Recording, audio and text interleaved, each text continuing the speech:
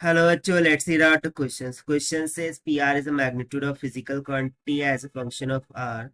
Distance from the center of spherical distribution of radius R. Match the following columns and select the correct option from the codes given below. So यहाँ पर आप diagram में देख सकते हैं PR एक physical quantity है with respect to R.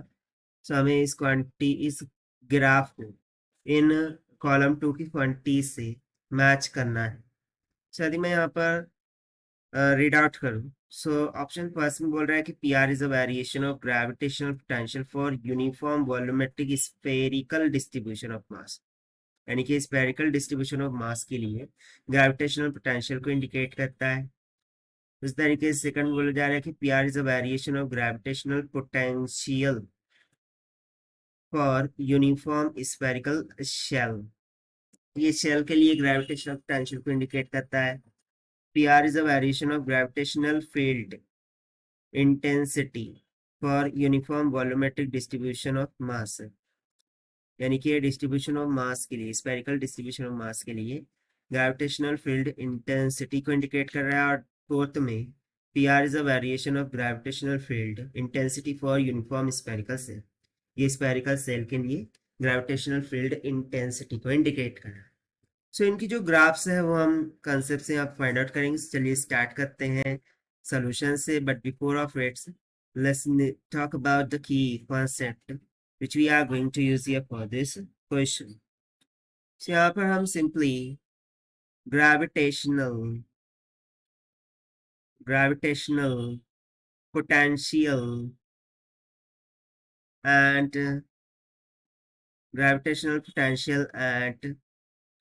gravitational field concept का यूज करेंगे. सो वन बाय वन हम इनको सबसे पहले स्टडी कर लेते हैं. तो सबसे पहले तो स्फीयर के लिए, ठीक है, स्फेरिकल मास के लिए यदि हम ग्रेविटेशनल पोटेंशियल को लिखें Vg, so this is nothing but equals to minus में Gm डिवाइडेड बाय 2 R का cube into the bracket 3 R square minus में स्मॉल r स्क्वायर होता है for the value of R to be less than equals to capital of R. ठीक है.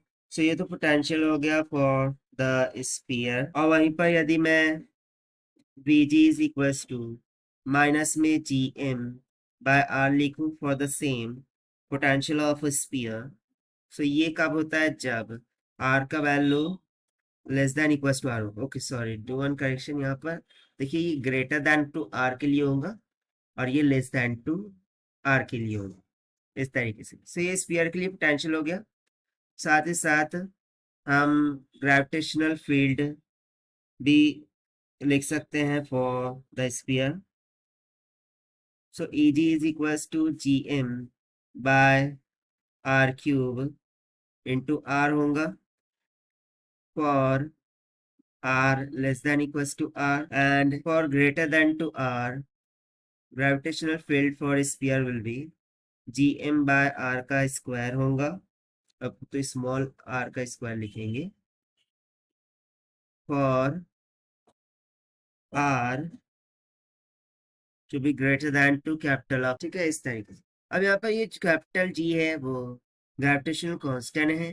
m will be the mass of sphere. Capital R ये radius of sphere है और जो small r है वो डिस्टेंस होगा from the centre of that sphere. यानी कि यदि इस तरीके से स्फीयर होगा जिसका रेडियस r है, तो इसके सेंटर से at a distance to the point ये r होगा.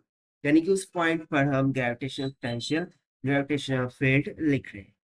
उसी तरीके से अब हम शेल के बारे में बात करेंगे. So let's talk about the spherical shell. So shell के लिए ग्रेविटेशनल पोटेंशियल हो जाएगा Vg is equals to minus में Gm divided by R.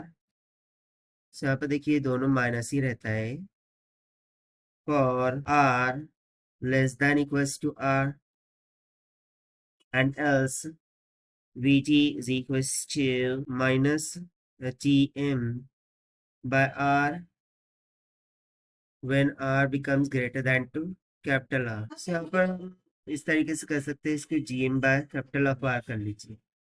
Okay, G M by capital of R. ना उसी तरीके से शेल के लिए यदि हम ग्रेविटेशनल फील्ड का फॉर्मूला लिखे E G, so this is nothing but equals to, initially तो ये जीरो होगा for R less than to capital of R, and further it will vary according to gm by r का square for r to be greater than equals to capital of R। अब इस concept के according यहाँ पर हम check करते हैं। तो ऑप्शन ए में बोला जा रहा है, यानी कि ऑप्शन फर्स्ट में, कि gravitational potential for spherical distribution. ठीक है, सो ऑप्शन फर्स्ट में gravitational potential for spherical distribution, यानी कि स्फीयर के बारे में बात हो रही है। सो स्फीयर के लिए ग्रेविटेशनल पोटेंशियल इनिशियली क्या है, VG is equals to this one.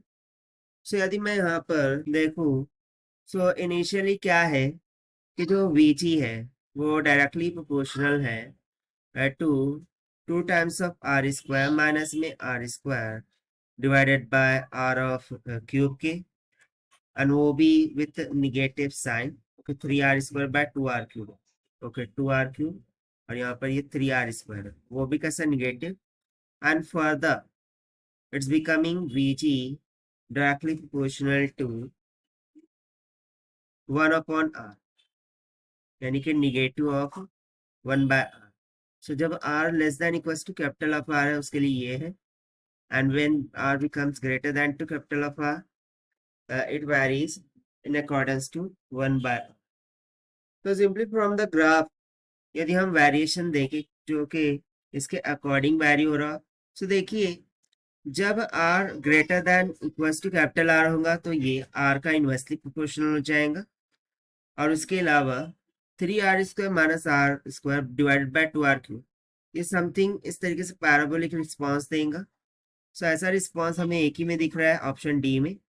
देखिए यहाँ पर initially up to r is equals to r, ये ग्रेजुअली डिक्रीज हो रहा है, and after that once it's becoming the 1/r proportional, ये पैराबोलिक फॉर्म में डिक्रीज हो। सो डेफिनेटली जो फर्स्ट ऑप्शन है वो डी से मैच आउट हो जाएगा। Now next, PR variation for gravitational potential in uniform shell. Second option में सेम ग्रेविटेशनल पोटेंशियल के बारे में बोला गया है for uniform cell. So shell के लिए ग्रेविटेशनल पोटेंशियल पहले तो Vg directly proportional to minus का 1/r है, and then further Vg is directly proportional to minus 1/r, यानी कि स्मॉल r है। सो इस कंसेप्ट के अकॉर्डिंग यदि हम ग्राफ में देखें, ठीक है, तो यहाँ पर ग्राफ में देखने पर हमें पता चलता है कि जो इनिशियली ग्रेविटेशनल पोटेंशियल है वो कांस्टेंट है, and then it's gradually decreasing with accordance to r is equals to r, क्योंकि gm बाय 1/r ये तो उसका स्फीयर का रेडियस ही है, यानी कि जो फर्स्ट ऑप्शन है वो मैच आउट होगा सेकंड से। ठीक है, ना next, gravitational field intensity for sphere. Third option में ग्रेविटेशनल फील्ड इंटेंसिटी की बात हो रही है फॉर स्फेरिकल सेल।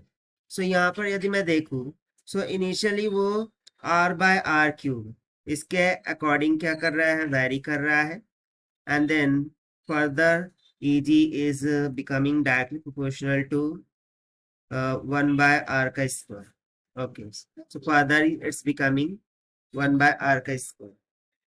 ठीक है, सो इस केस के लिए यदि हम ऑप्शन चेक करें, सो सिंपली हमें एक लीनियर रिलेशन मिल रहा है। कैसे, देखिए जो r ऑफ क्यूब है ये तो कांस्टेंट होगा, so definitely we would say that कि gravitational field intensity ये r का initially डायरेक्टली proportional है, and further Eg is becoming the inversely proportional to the distance r का। so यानी कि initially वो linearly vary करेगा and then gradually decrease होगा according to 1/r। so ऐसा ग्राफ हमें एक ही में दिख रहा है, ऑप्शन बी में, कि initially up to r is equals to r linearly vary कर रहा है और फिर उसके बाद gradually decrease हो रहा है according to 1/r का स्क्वायर, यानी कि बी ऑप्शन यहाँ से थर्ड से मैच होगा। अब उसके बाद फोर ऑप्शन के लिए बात करते हैं, उसमें ग्रेविटेशनल फील्ड इंटेंसिटी के बारे में बोला गया है for the shell, so initially shell के लिए देखें, सो फील्ड कैसी है, 0, ठीक है। सो ये वैरी नहीं कर रही है बल्कि डायरेक्टली 0 हो जा रही है। Then for the it's varying in inversely proportional to the distance R का स्क्वायर, और फिर बाद में वो डिस्टेंस आर स्क्वायर के थ्रू क्या कर रहा है, वैरी कर रही है। सो इनिशियली 0 है। सो ऐसा तो एक ही ऑप्शन में हमें दिख रहा है, देखिए इनिशियली क्या है, ग्रेविटेशनल फील्ड इंटेंसिटी 0, एंड जैसे ही R become equals to capital of R, वो 1/r² के थ्रू यहाँ पर पैराबोलिक में डिक्रीज हो रहा है। So definitely option C will be matches to 4, and therefore this will be the correct pair. So according to given option, यदि हम ऑप्शन चेक करें, so 2 3 4, so देखिए 2 3 4 and D is 1, ये हमें ऑप्शन सी में दिख रहा है, that is why option C is correct. So this is the required solution. I hope you understand it well. Best of luck. Thank you.